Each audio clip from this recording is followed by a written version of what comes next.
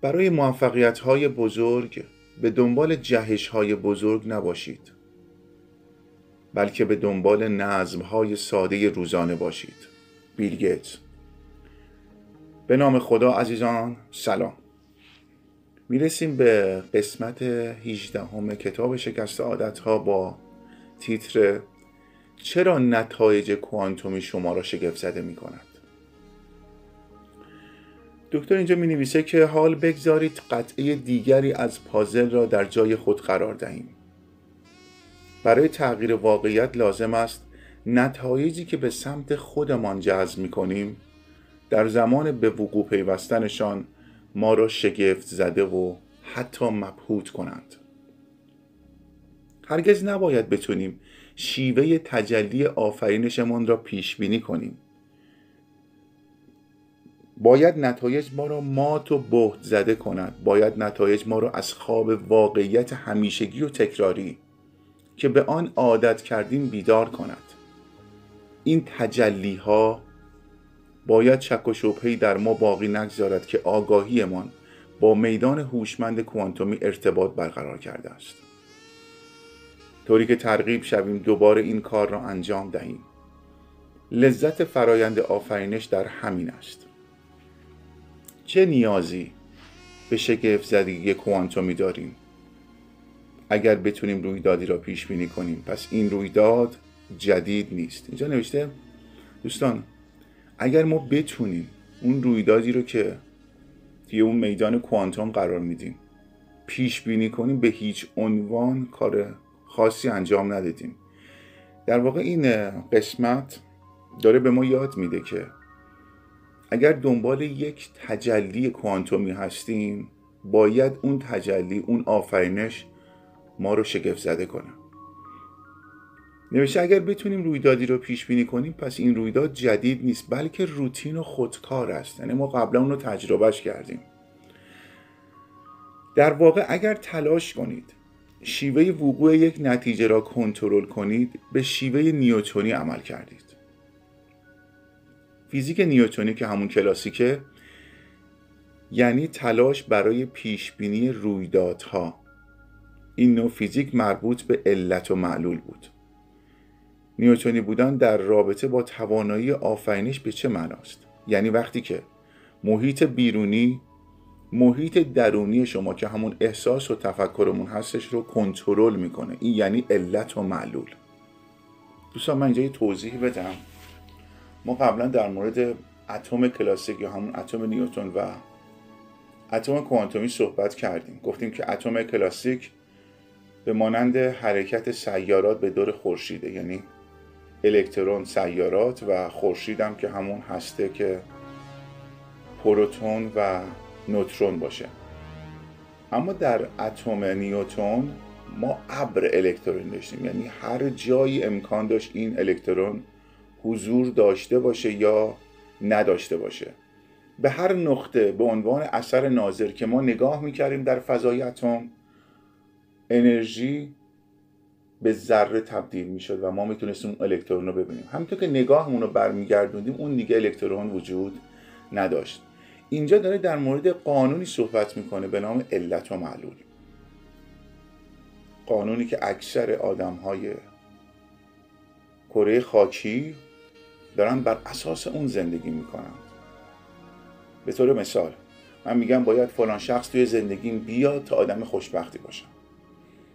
من باید این مقدار پول رو داشته باشم تا بتونم زندگی راحتی داشته باشم، تا بتونم شکرگزار خداوند باشم. من اگر این شغل رو داشتم میتونستم این کارا رو انجام بدم. دقیقا میشه این قانون نیوتن، علت معلول. حالا اینجا یه بار دیگه این پاراگراف هم براتون میخونم که اینجا نوشته که در مورد محیط بیرون و محیط درون صحبت کرده. نوشته که نیوتنی بودن در رابطه با توانایی آفرینش به چه معناست؟ یعنی وقتی که محیط بیرونی محیط درونی شما احساس و تفکر را کنترل میکند. این یعنی علت و معلول. یعنی ما هر چیزی که میبینیم، هر چیزی که میشنویم و حس میکنیم و لمس میکنیم و داستانهای دیگه، اونی که از بیرون هست روی محیط درونی ما، یعنی تفکر، احساسمون داره اثر میگذاره. حالا اینجا نوشته به جای این کار محیط درونی خود، یعنی طرز فکر و احساستان را تغییر دهید و سپس خواهید دید که محیط بیرونی چطور در اثر تلاش‌های شما دگرگون خواهد شد. حالا ما چگونه میتونیم فکر و احساسمون رو تغییر بدیم؟ با خوندن یک کتاب بسیار تاثیرگذار مثل همین کتاب شکست عادت‌ها. ما چگونه میتونیم احساسمون رو تغییر بدیم؟ گفتیم تو چرخه‌های فکر احساس همه چی از فکر شروع میشه.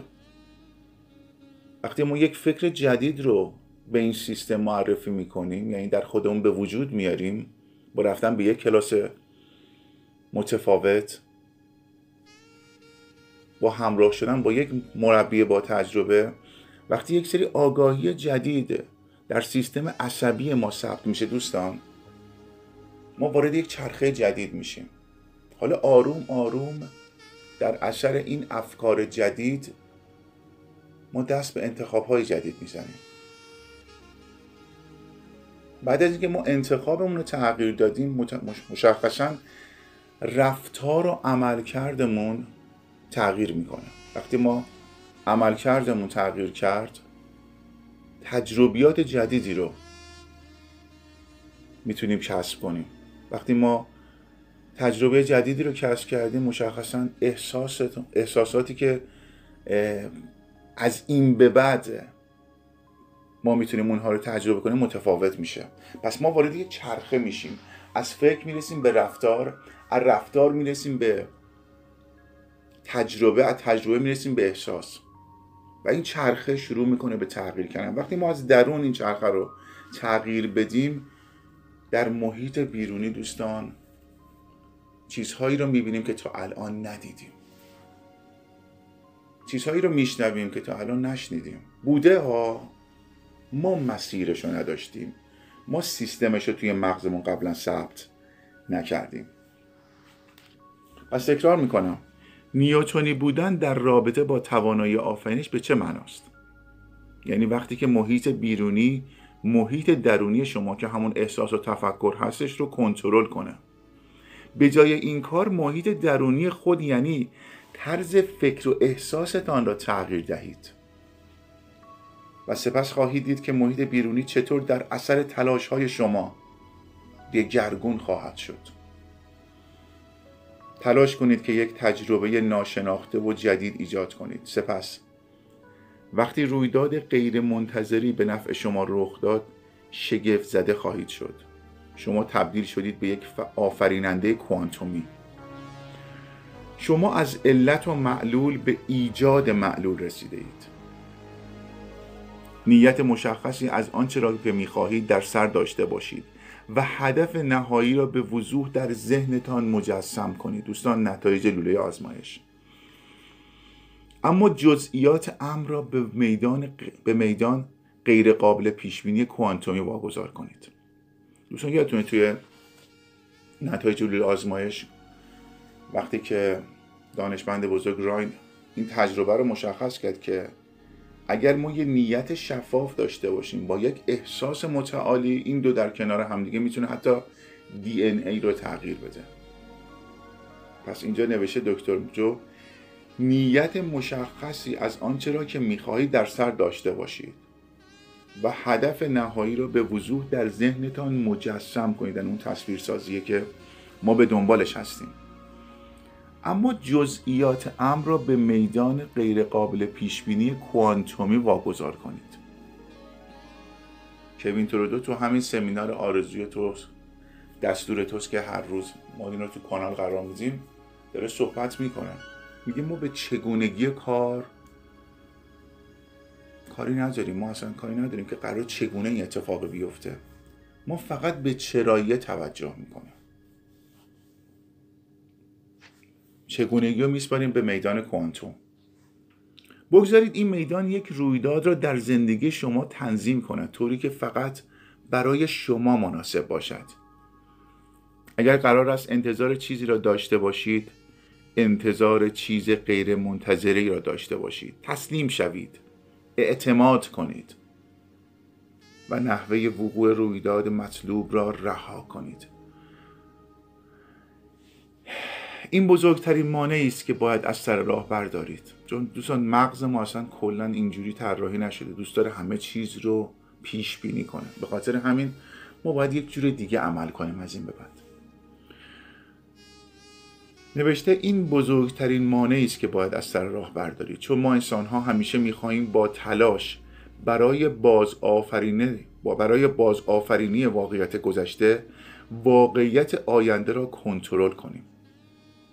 تکرار میکنم، چون ما انسان‌ها همیشه می‌خواهیم با تلاش برای بازآفرینی واقعیت گذشته واقعیت آینده را کنترل کنیم. این دوستان دقیقاً همون نکته‌ای هستش که دکتر جو میخواد در ادامه کتاب اون رو برای ما باز کنه که چگونه میتونیم از چرخه‌های تکرار شونده فکر و احساس به یک سری چرخه‌های جدید تفکر و احساس برسیم. به پایان قسمت 18 هم میرسیم. تا درود دیگر، بدرود.